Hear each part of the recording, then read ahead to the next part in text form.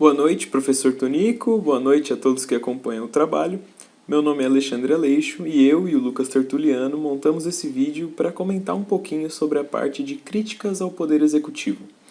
Como nós somos estudantes de jornalismo, tivemos a ideia de retratar aqui alguns comentários críticos de personalidades que já se manifestaram contra atitudes do Executivo e também como a imprensa abordou esses comentários. Assim, além de noticiar essas críticas, buscamos fazer uma análise de como elas foram veiculadas por alguns portais informativos da internet. Espero que vocês gostem do vídeo e aproveitem esse conteúdo.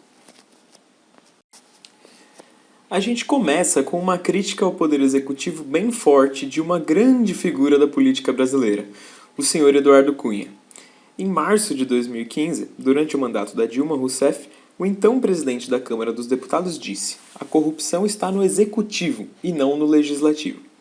A gente pode observar que o portal G1 destaca essa frase logo como o título da matéria produzida sobre o assunto.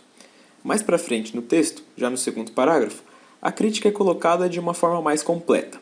Cunha afirmou na ocasião: "É bom deixar claro que a corrupção não está no poder legislativo. A corrupção está no executivo.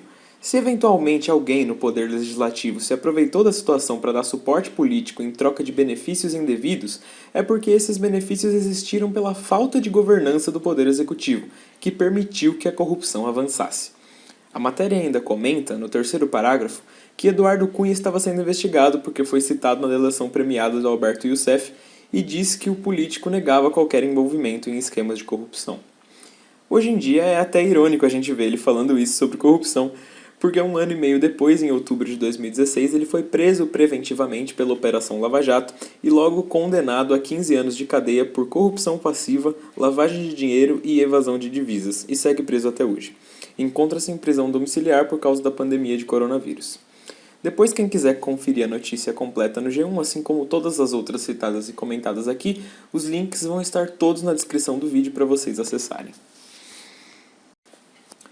Bom, a segunda crítica ao executivo que nós vamos mostrar aqui é de um artigo de opinião do embaixador aposentado Luiz Felipe de Seixas Correia, ex-secretário das Relações Exteriores do Brasil. O artigo dele foi publicado na versão brasileira do veículo El País, em janeiro de 2018, ainda durante o governo Temer. Nele, Luiz Felipe questiona: se o executivo se confunde com o juiz, como controlar as decisões que dele emanam? E aproveita para criticar os três poderes no Brasil. Em nosso país, vivemos uma situação na qual o judiciário legisla, o executivo julga e o legislativo executa.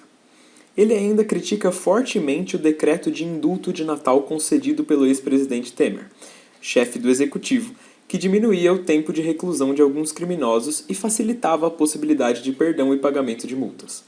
Luiz classificou a decisão do Temer, apelidada de indulto amigo ou superindulto, como ousada, escandalosa e um descaso com a opinião pública. Esse decreto foi posteriormente suspendido pelo STF, atendendo o pedido da Procuradoria-Geral da República. Já na parte final do texto, o diplomata faz mais críticas ao executivo, dessa vez com relação às nomeações para cargos. Ele diz que muitas vezes elas são controversas e cita o exemplo da nomeação de Cristiane Brasil por Temer ao Ministério do Trabalho, apesar dela ter tido várias condenações em ações trabalhistas.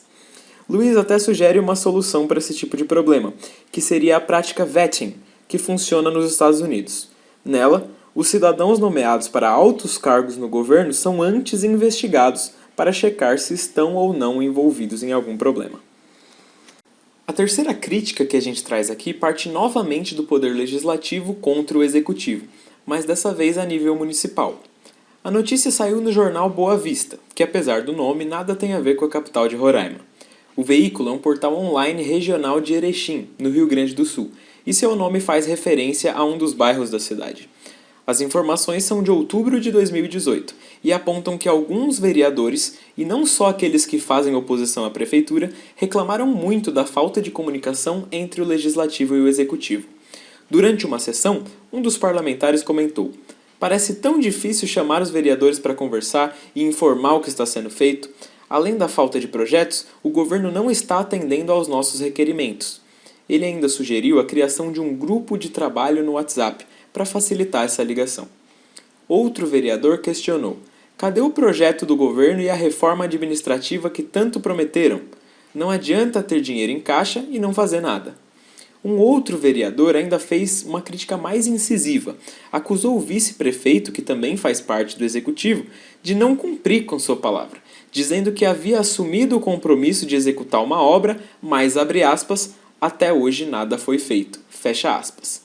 Vocês podem perceber que essa não é uma notícia de importância nacional e por isso ela foi veiculada apenas nesse portal regional mesmo. Lembrando que o link para acessar a matéria na íntegra está aí na descrição do vídeo.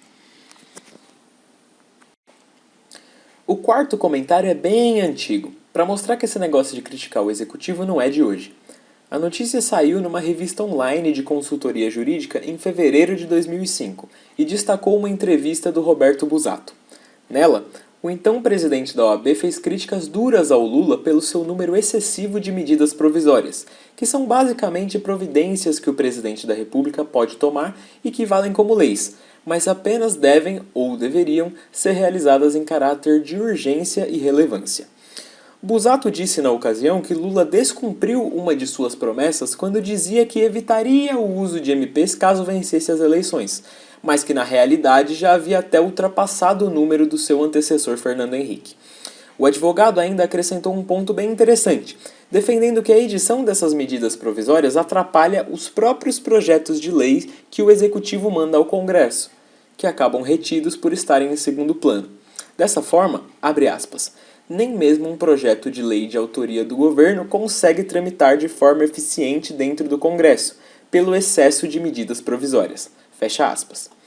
O texto do artigo começa destacando esse ponto, que é o mais importante, mas do meio para frente também disponibiliza toda a entrevista do Roberto Busato. Link aí na descrição.